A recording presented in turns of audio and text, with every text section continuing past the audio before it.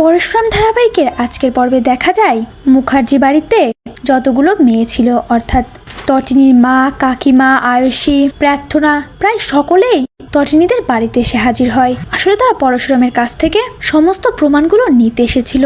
তটিনীর মা পরশুরামের হাত ধরে বলে ওঠে, জামাই, আমি তোমার শাশুড়ি হয়ে একটা কথা বলছি, প্লিজ তুমি কালকে কোর্টে কোনো প্রমাণ দিও না।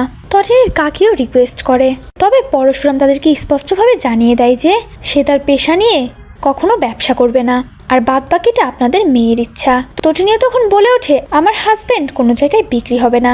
তটিনীর কাকি রেগে গিয়ে বলে ওঠে, এখন কি বেশি ভাব নিচ্ছিস তোরা? তোদেরকে বাড়ি থেকে বের করে দেওয়া হয়েছে, অপমান করা হয়েছে, সে সকলের বদলা নিচ্ছিস? তুমি তো এখনো চাকরিই করো, কত টাকা বেতন পাও?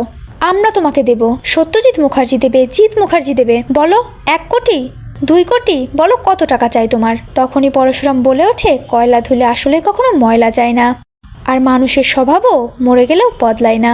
যা শুনে তটিনীর কাকি প্রচন্ড অপমানিত হয়।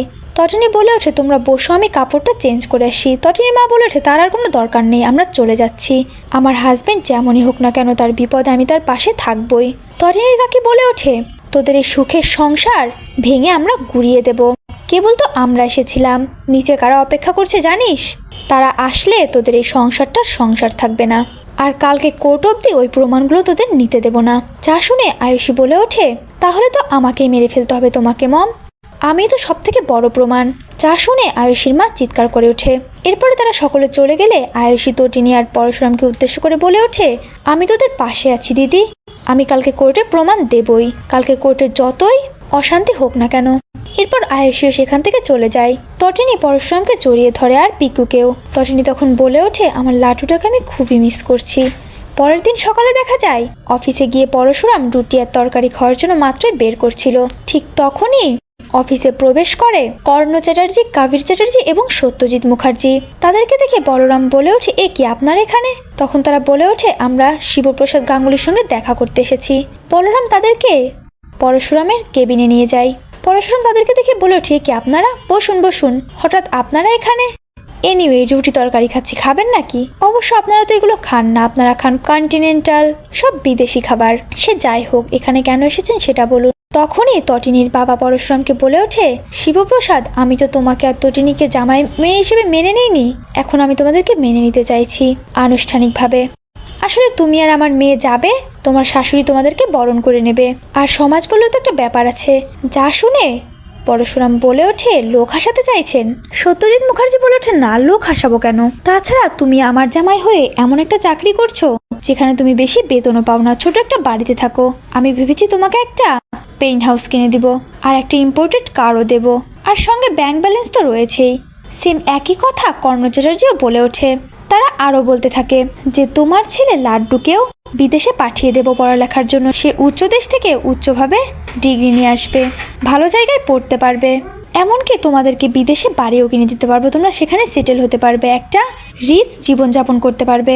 সবটা শুনে পরশুরাম শুধু হাসতে থাকে। আর কর্ণ চ্যাটার্জির কথা শুনে তো আরও বেশি হাসি পায় তার।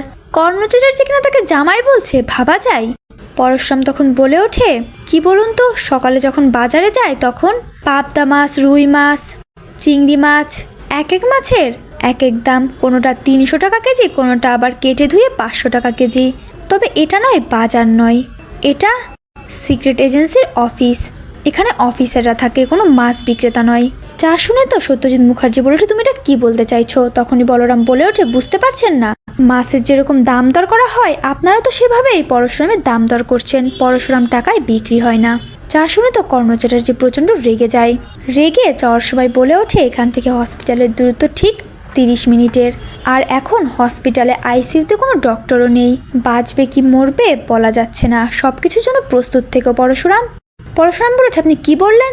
তবে কর্ণ চ্যাটার্জি কোনো কথা না বলে চলে যেতে গেলে পরশুরামও কম যায় না, সে ডিরেক্ট ওই কাবির চ্যাটার্জির মাথায় বন্দুক তাক করে আর বলে ওঠে, এখান থেকে হসপিটালের দূরত্ব 30 মিনিটের হলেও আমার বন্দুকের থেকে আপনার ছেলের দূরত্ব ঠিক 3 ইঞ্চির। এখন ভেবে দেখুন আপনি কি করবেন। আর হ্যাঁ, লাশটা সঠিক সময় পৌঁছে যাবে, আর নিজের বৌমার জন্য যাওয়ার সময় একটা থান নিয়ে যাবেন। যা শুনে তো কর্ণ চ্যাটার্জি প্রচণ্ড ভয় পেয়ে যায়। তো বন্ধুরা, আপনাদের কেমন লাগছে পরশুরাম আজকের নায়ক ধারাবাহিকটি? সামনে আরও নতুন নতুন অনেক চমক আপনাদের জন্য অপেক্ষা করছে। সবটা দেখতে হলে অবশ্যই আমাদের চ্যানেলে সাবস্ক্রাইব করে রাখুন। ভিডিওটি ভালো লাগলে লাইক, কমেন্ট এবং শেয়ার করতে একদমই ভুলবেন না।